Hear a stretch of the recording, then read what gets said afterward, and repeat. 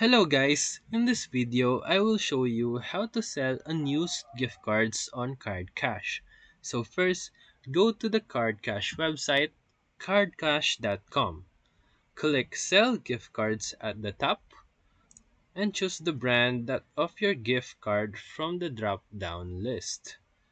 Enter the card's value and then Card Cash will give you an instant offer.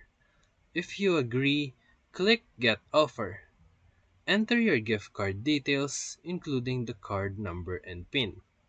Provide your PayPal or direct deposit info and submit and wait for verification. Once approved, you will get paid within 1 to 2 business days.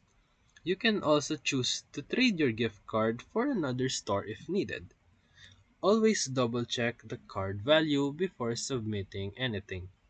If this helped you, feel free to like and subscribe for more quick tutorials. Thank you for watching.